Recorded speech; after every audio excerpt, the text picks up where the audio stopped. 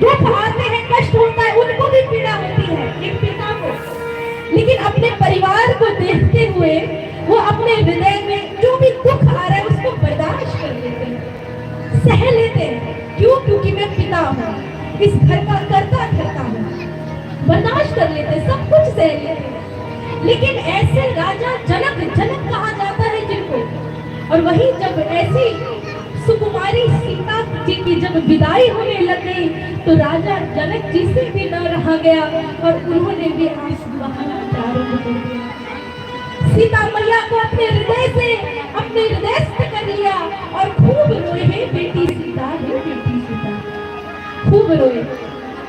और आप सभी यहाँ पर सच्चा विराजमान है, एक ना एक दिन आपके जीवन में भी कभी ना कभी ऐसा अवसर जरूर आया होगा जब आपने अपनी बिटिया को विदा अवश्य किया होगा, अथवा करेंगे कभी ना कभी तो। लेकिन मैं आप सभी से कहूं कि अपने बिटिया, अपनी बेटियों को खूब पढ़ाइएगा, उनको खूब शिक्षा दिलाइएगा, खूब ज्ञान दीजिएगा, क्योंकि आजकल बेटे तो पढ़ते हैं लेकिन बेटियों को जब पढ़ाई की बात आती है तो माता पिता मन में विचार करेंगे, अरे पढ़ा के क्या करना है, एक दिन तो इसको पराए घर जाना है, क्या पढ़ाए इसको। लेकिन एक सच्चे माता पिता का केवल यही धर्म नहीं होता कि महाराज जन्म दे दिया बस हमारा काम छुट्टी, यही हमारा धर्म है, केवल जन्म दे देना, बाकी पढ़ेगी अपना पढ़ेगी।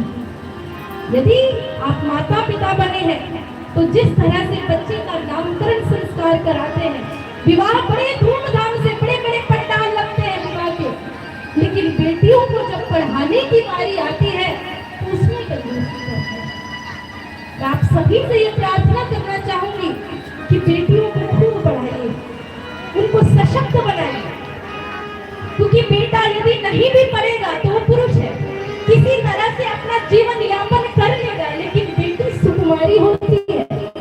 हमारे भारतवर्ष की जो नारी शक्ति है, विदेश के लोग हमारे भारतवर्ष की संस्कृति को देख करके सीखते हैं कि यदि संस्कृति सीखनी है तो देखो, जाओ भारतवर्ष में, भारतवर्ष के परिवार को देखो, क्या मान है, क्या मर्यादा है, वो लोग हमसे सीखते हैं। और दुर्भाग्य है हमारा कि हम लोग पाश्चात्य सभ्यता की ओर दौड़ रहे हैं।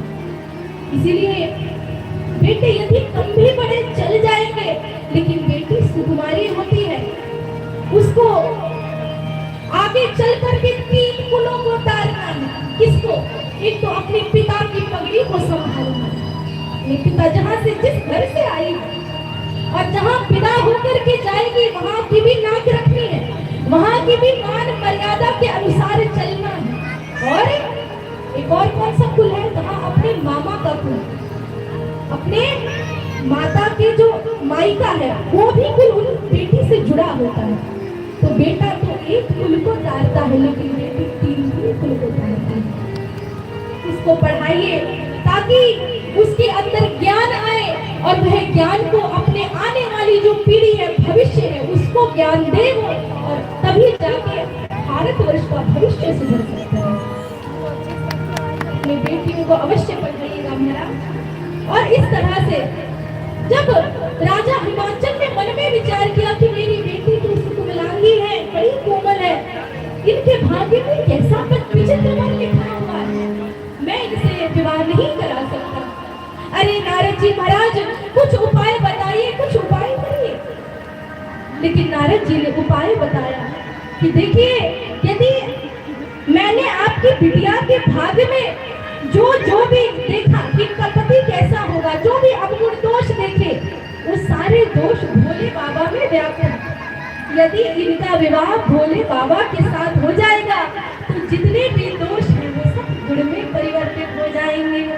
गोसाई जी कहते हैं